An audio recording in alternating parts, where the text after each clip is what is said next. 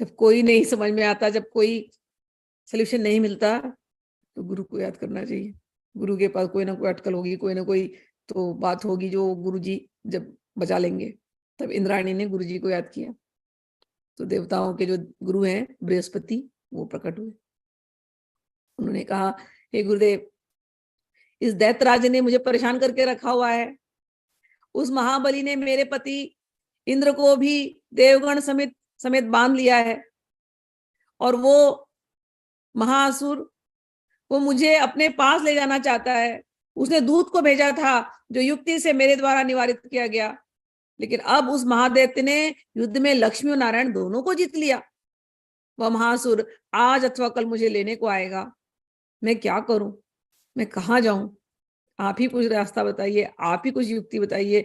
मैं आपके शरणापन्न हूं, मुझे कुछ तो कीजिए, मुझ दीना हीना को बचाइए।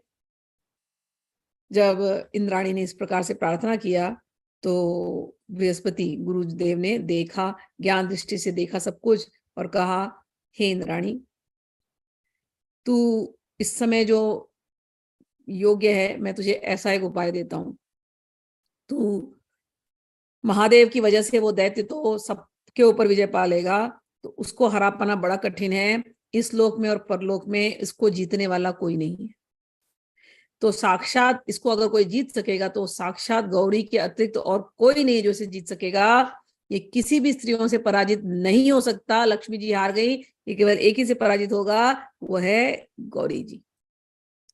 तो तुम्हें लेने के लिए ये आएगा तो जरूर। तो तू एक काम कर, 1 मास के लिए गौरी जी की तू आराधना कर। मैं गौरी जी का 108 नाम तुझे देता हूं। उस 108 नाम से तू गौरी जी की आराधना कर। गौरी जी जब प्रकट होंगी, गौरी जी इस तारकासुर का वध कर देंगी, तू चिंता मत कर। शची ने कहा, ठीक है। शची आई अपने निवास स्थान पर। दूत आया, दूत ने कहा, आपको लेने आए हैं, चलिए। तो इसने कहा, शची ने, मैं चलती हूँ, लेकिन मैं आप दैत्यराज को कह दीजिए कि मैं 1 महीने का मैं व्रत रखने वाली हूँ। इस व्रत से ये तो निश्चित हो जाएगा कि मेरा दूसरा पति दैत्यराज ही होंगे, और दैत्यराज भी लंबे जी पाएंगे। तो मुझे ऐसा व्रत रखना है 1 महीने के बाद।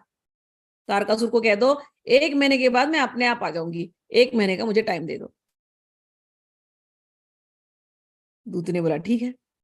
तो दूत तो चला गया वहां से। अब गौरी लगी, इंद्राणी लग गई गौरी की साधना में।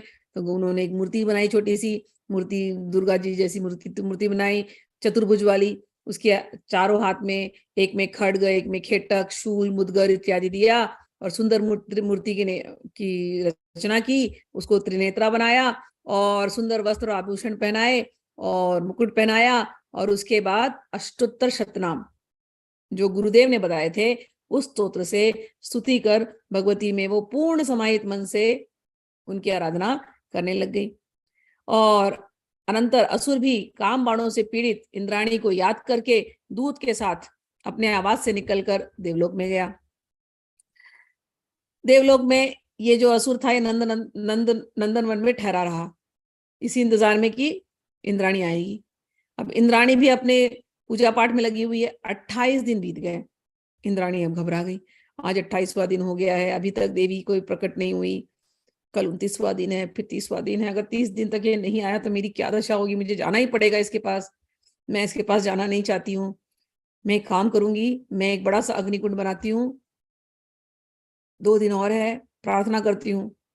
अगर नहीं आए तो मैं अपने आप को इसे अग्निकुंड में दाह कर दूंगी। मैं तो दैत्यराज के पास नहीं जाऊंगी। तो उन्होंने एक अग्निकुंड बनाया। 29वां दिन बीत गया, अग्निकुंड बनाया, फिर भी कोई कोई कोई खबर नहीं आई माँ से। चिंता में आ गई। 30वें दिन जो है, उन्होंने डिसाइड कर लिया कि मैं तो अपने आप को समर्पित करने नहीं दूंगी, करूंगी नहीं।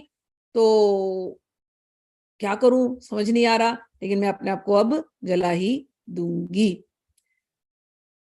29वें दिन पर दैत्य का दूत आया कि आप तैयार तो हो ना आने के लिए? तो उसने बोला, हाँ मैं बिल्कुल तैयार हूं। उनको बोलना सारे आभूषण वगैरह लेकर के कल आ जाए मेरे को लेने के लिए, ऐसा बोल देना, जस्ट बोलने के लिए। और जैसी दैत्य आएगा मैं उसके सामने ही अपना दाह कर लूंगी। तो दूध भी गया, और यहाँ पर दूध गया मैसेज लेकर के, तारकासुर भी रेडी हो गया, सारा एकदम गाजे बजे के साथ आया और देख रहा है कि यहाँ पर अग्नि जल रही है, तेज से अग्नि जल रही है, और इंद्राणी अग्नि के सामने एकदम रेडी है कूदने के लिए। जैसे ही वो कूदने के लिए रेडी हुई, उसी उसने प्रार्थना किया शंकरी गौरी को। जैसे ही गौरी को प्रार्थना किया, कूदने के लिए रेडी हुई, कहा कि हे गौरी, हे शंकरी, हे महादेवी शिवा, मैं आपको नमस्कार करती हूँ, और मैं अपना ये शरीर, मैं अपना ये देह आपको समर्पित करती हूँ, जिससे हे भगवती पर देवता आप प्रसन्न हो। जैसे ही वो प्रार्थना करके उनकी देह गिराने की इच्छा हुई, वैसे ही आकाश में वज्र के गिरने के समान एक अकस्मात अति भयंकर घोर शब्द हुआ। उस शब्द को सुनकर के, उस महाशब्द को सुनकर के आकाश जो में आकाश को देखा गया, तो उसमें एकदम स्वर्ण वर्ण की शैल राज समान उन्नत सिंह, और उसके ऊपर विराजी अपनी आराध्या पूज मूर्ति के समान आकर वाली महादेवी को देख करके नमस्कार कर हर्ष से गदगद अंतःकरण से इंद्राणी खड़ी हो गई। तो कूदने वाली थी, लेकिन वहां पर देवी प्रकट हो गई बड़े से सिंह पर, और खूब स्वर्ण आभा लिए देवी प्रकट हैं, और उनके जो शब्द इतनी गर्जना करते हुए शेर की गर्जन के साथ आई। जैसी वो ऐसे आवाज करके आई, तारकासुर ने भी देखा, तारके ने देखा, तो तारके ने अपने हाथ में खड्ग देखा, जिधर से वो आवाज आ रही थी तारके उस तरफ भागा। उसने सिंह को देखा, और सिंह को देखते ही उसे क्रोध आ गया तारके को, और तारके ने खड्ग से उस पर सिंह पर आघात किया। जैसे ही सिंह पर आघात किया, वो खड्ग सिंह को लगा और खड्ग के 100 टुकड़े हो गए। और गौरी ने अपने आयुध को देख करके रोष से लाल आंखें कर दैत्य के हृदय में शूल से आघात किया, जिससे उस दैत्य का वक्षस्थल छिन्न होने से वह गिर पड़ा। अनंतर शीघ्र बैठा वह दैत्य अदृश्य हो गया। एक क्षण में ही आकाश मंडल में उसने महासैन्य की रचना की। अब भवानी और दैत्य की सेनाओं के बीच युद्ध हुआ। गौरी के निश्वास से उत्पन्न मातृकाएं अवध्य कोप से क्रोधित हो, कोटि कोटि गण से युक्त हो दैत्य सेना से लड़ने लगी। तो युद्ध इनका इतना बड़ा हो रहा है, ये अपना सेना प्रकट कर रहा है, और माँ के सांसों से मातृकाओं की सेना प्रकट हो रही है। मातृका की सेना और इनकी सेना लड़े जा रही है। बार बार तो ये लोग हरा दे रहे हैं मातृकाएं, लेकिन बाद में उस दैत्य ने एक शिवजी प्रकट किया, बिल्कुल शिवजी जैसा, और वह शिव शूल लेकर गौरी से युद्ध करने आया। अब जैसे शिवजी को देखा मातृकाओं ने, तो उनको लगा कि ये तो हमारे शिवजी हैं, इनके साथ तो हम युद्ध नहीं कर सकते। मातृकाओं ने अपना सारा जो अस्त्र रख दिया। शंकरी ने देखा, ये क्या कर रहे हो, अस्त्र उठाओ, अस्त्र उठाओ। वो कहते अरे शिवजी है, उनको कैसे अस्त्र से मारे, आपके पति हैं। बोले नहीं नहीं, ये मेरे पति नहीं है, ये दैत्य ने नया मायावी दैत्य है, इसने एक नया शिव बनाया है, तुम लोग जाओ और युद्ध करो। तो जैसी इनकी बात सुनी, सारी की सारी मातृकाएं फिर से गई और अपने हाथ में जितने अस्त्र थे लेकर के गई और जा करके मारा। और उसके साथ साथ जब इस प्रकार से युद्ध होने लगे, वहां पर भवानी ने शंकर जी का स्मरण किया, और जैसे ही शंकर जी का, असली शंकर जी का स्मरण किया, तो वहां पर भगवान शिव भी अपने गण के साथ आ गए। शिव को देख करके वे मातृकाएं बड़ी प्रसन्न हुई। अनंतर ब्रह्मादि देवता गण, यक्ष, गंधर्व, किन्नर, नागलोक गण, अप्सराएं, सिद्धलोक और किम पुरुष भी दैत्यराज और गौरी के बीच चल रहे युद्ध को देखने की इच्छा से सब वहां पर प्रकट हो गए। अनंतर दैत्यराज और गौरी के बीच में अत्यंत भयंकर युद्ध हुआ। दैत्यराज ने अपनी सेना को बहुत प्रकार से रचा। उसके रचने के साथ ही साथ क्षण मात्र में मातृकाओं ने उसकी रचना को विनष्ट कर दिया। इसके बाद दैत्य घबरा गया कि ये तो मुझसे भी ज्यादा बलशाली सेना है। फिर दैत्य कहीं जाकर के ब्रह्मांड मंडल में, अपने ही ब्रह्मांड मंडल में जाकर के छुप गया। ब्रह्मांड मंडल में जाके छुपा तो शंकरी को क्रोध आ गया, और अपने ही क्रोध से उनके अंदर से साक्षात मां काली प्रकट हुई। अभी शेरावाली थी, अब शेरावाली चतुर्भुज शेरावाली थी, अब शेरावाली के अंदर से मातृकाएं निकली थी। तब अब मातृकाओं की सेना नहीं, अब साक्षात काली, ऐसी काली जिनके वस्त्र दिगंबरी, दिशाएं ही जिनका वस्त्र है, बाल बिखेरे हुए, मुंडमाला धारण किए हुए महाकाली प्रकट हुई। भगवती ने उसे खड्ग हाथ में दिए, देख बोला काली तू अति शीघ्र जा। अब काली दिशा है ना, तो हर दिशा में काली ही है, कहां छुपेगा दैत्य, कहां छुप सकता है। तू अति शीघ्र दैत्य के द्वारा रचे गए ब्रह्मांडों को नष्ट कर। यह सुनकर के काली निकलकर सैकड़ों ब्रह्मांडों को उसने क्षण भर में अपने करवाल से भेदन कर दिया और उनके प्रजागण को वो खा गई। इस प्रकार ब्रह्मांडों के मंडल के नष्ट हो जाने पर हाथ में महाआयुध लेकर दैत्य युद्ध के लिए आ गया और सेना रचने के लिए मन में इच्छा की। तभी गौरी ने महादैत्य को भूमि पर गिरा दिया। गिरा करके पैर से हृदय को रौंद अपने शूल से उसका सिर काट दिया। शूल से मस्तक कटा हुआ, तब वह प्राणहीन हो गया। इस प्रकार से दैत्येश्वर का वध गौरी ने किया। देवतागण देखे, देवतागण बड़े प्रसन्न हुए, सब ने पुष्पों की वर्षा की और सुंदर सुंदर स्तोत्रों से स्तुति करी। और अनंतर इंद्राणी भी जहां दैत्य का वध किया गया था वहां आकर प्रणाम कर हाथ जोड़े हुए अम्बा से बोली, हे गौरी, आपके द्वारा दुख समुद्र से डूबी हुई मैं भली प्रकार उद्धार की गई हूं। हे जगत धात्री, हे दीन जन के कष्ट को निवारण करने वाली गौरी भगवती, मैं आपको प्रणाम करती हूँ। इस प्रकार कहकर देवराज पत्नी इंद्राणी ने चरणों में गिर करके प्रणाम किया। अनंतर भगवती गौरी ने भी प्रसन्न होकर के मंद मंद मुस्कुराते हुए कहा, इंद्राणी, मैं तुम पर बहुत प्रसन्न हूं, अपनी इच्छित वर मांग लो। देवी के वचन को सुनकर के शची ने कहा, हे देवी, यदि आप संतुष्ट हैं तो मुझे अपना अभिष्ट वर दीजिए। महा विपत्तियों में पड़े जिस व्यक्ति के द्वारा नामाष्ट शतक वाले स्तोत्र से आपकी स्तुति की गई, उसकी महा आपत्तियों से मेरे समान ही आप उद्धार कीजिए। आपके चरण कमलों में मेरी दृढ़ भक्ति बनी रहे। अनंतर गौरी ने प्रसन्न होकर इंद्राणी को शुभ मंगलमय वचन कहे। हे इंद्रपत्नी, तूने जो कहा है वह उसी प्रकार सर्वथा सिद्ध हो। तू अपने निवास स्थान पर जा। इस प्रकार कह करके देवी अदृश्य हो गई। हे पर्वतराज, यह मैंने तुझे गौरी का सबसे उत्तम पराक्रमपूर्ण बल वाला विषय है, जो कथा है वो मैंने तुम्हें सुनाया। इति श्रुत्वा कथाम गौ पुण्याम गौरवीर विचित्रिताम अपृच्छद भार्गवो भूयो दत्तात्रेय महामुनिम भगवन् एतद् अद्भुततम गौर्या वीरमुदारितम शृण्वतो हि न मे तृप्तो कथां ते मुखानि स्मृताम गौर्या नामाष्टक शतकम यच्छयेदि शृणो जगौ तन्मे कथयम यत् श्रोतुम मनो में अत्यंत उत्सुकम। इस प्रकार गौरी के पराक्रम से अत्यंत विचित्र पवित्र पुण्याख्यान को सुनकर के परशुराम बहुत हर्षित हो गए और पुनः महामुनि दत्तात्रेय से बोले, हे महाराज, आपने भगवती गौरी के अद्भुत से अद्भुत परिक्रम का वर्णन किया।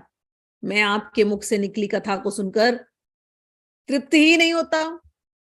भगवती गौरी के जिस नामाष्ट शतक को बृहस्पति ने इंद्राणी को बताया, आप मुझे वो कहिए, मेरा मन सुनने को अत्यंत उत्कंठित हो रहा है।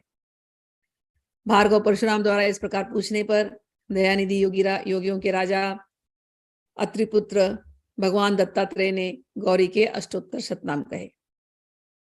हे राम, तू गौरी भगवती के नामों वाले मनोहर वांछित फल देने वाले बड़ी भारी आपत्तियों का विनाश करने वाले स्तोत्र को सुनो। इस स्तोत्र के ऋषि अंगिरस है, अनुष्टुप छंद है, गौरी देवता है। आपत्ति नाश के लिए इसका जप करना चाहिए। रिंग रिंग इत्यादि विन्यास कर भगवती का निम्नलिखित ध्यान कर का स्तोत्र पाठ करें। सिंह पर समारूढ़ा, तो उनके स्तोत्र का उनका ध्यान भी है इसके अंदर।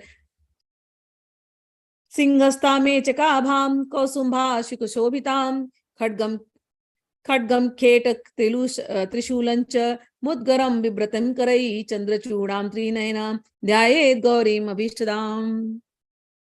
गौरी गो जननी विद्या शिवा देवी महेश्वरी नारायणानुजा नम्र भूषणानुत वैभवा। अब उनके जो 108 नाम शुरू हो चुके हैं, ठीक है।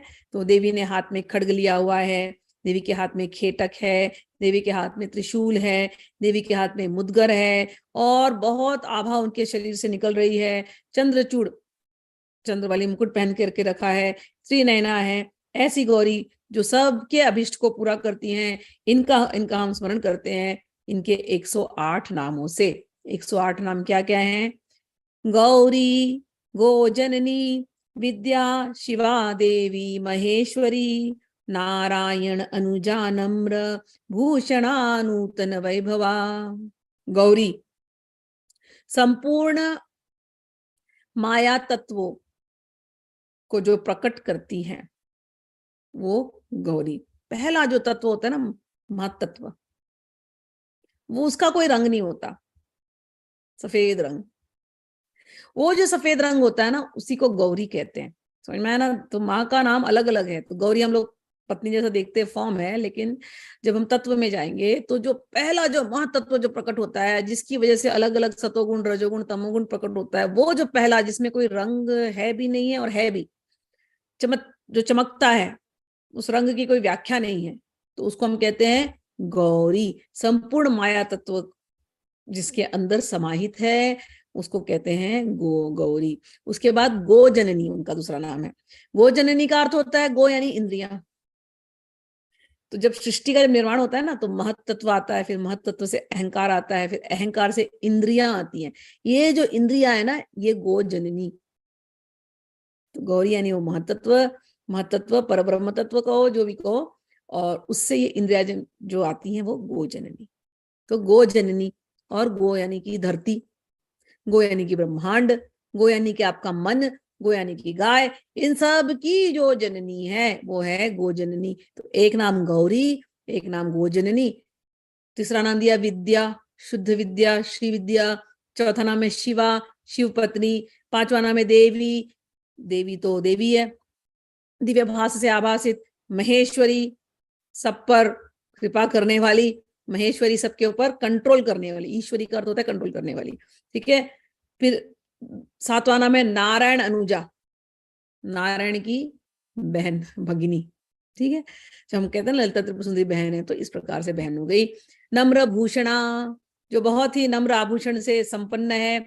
नूतन वैभवा, जो स्तुतियों से होकर के वैभव वाली और विभूति संपन्ना।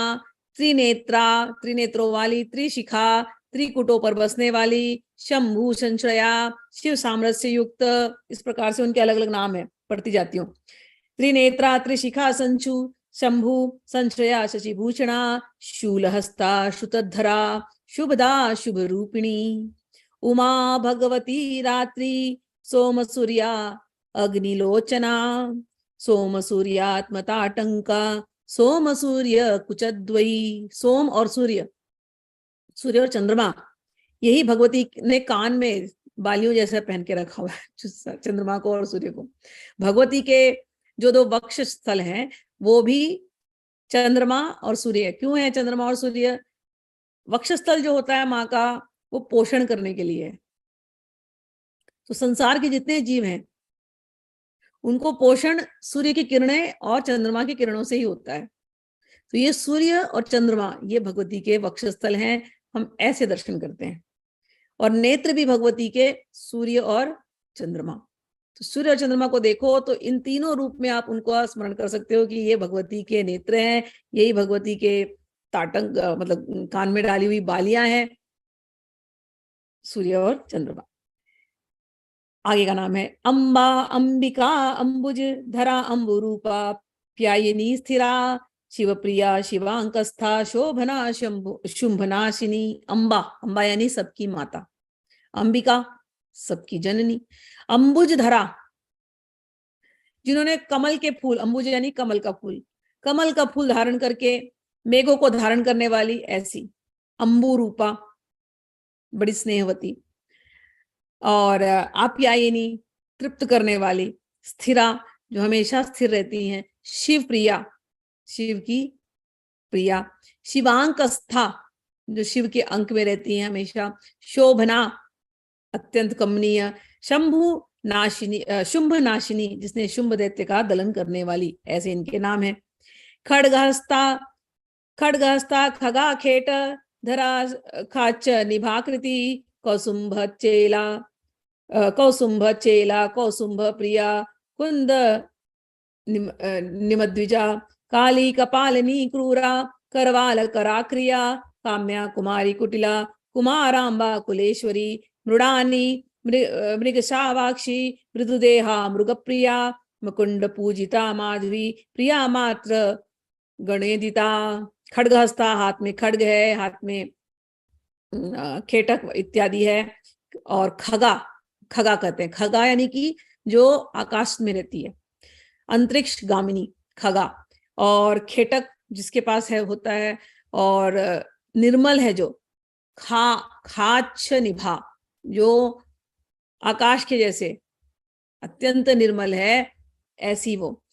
और अलग अलग इनके नाम है, काली, कपालिनी, क्रूरा, करवाल करा, क्रिया, काम्या, कुमारी, कुटिला, कुटिला, कुमारंबा, कुलेश्वरी के, मातृका, माधवी, माद्यन मानसा, मदिरेक्षणा, मोद रूपा, मोदकरी, मुनिध्येया, मनोन्मनी। पर्वतस्था, पूर्व पूज्या, परमा, परमार्थ प्रदा, परात्परा, परामर्शमयी, परिणता अखिला। पशी सेव्या, पशुपति प्रिया, पशु वृषस्तुता, पश्यंती परिचित रूपा, परिवाद हरा परा। सर्वज्ञा सर्वरूपा, सा संपत्ति संपदुन्नता, आपन निवारणी भक्त सुलभा करुणामयी। कलावती कलामूला, कलाकलित विग्रहा, गणसेव्या गणेशानां गतिर्गमन वर्जिता। ईश्वरी शान दयिता, शक्ति शमित पातका, पीठिका पीठिका रूपा, पृषत पूज्या प्रभामयी। महामाया मतंगेष्टा, लोकालोका शिवांगना। एतत्ते अभिहितं राम स्तोत्रम अत्यंत दुर्लभम। तो ये 108 नाम गौरी के हुए, जो बहुत ही दुर्लभ हैं, जो बृहस्पति जी ने इंद्राणी को दिया था।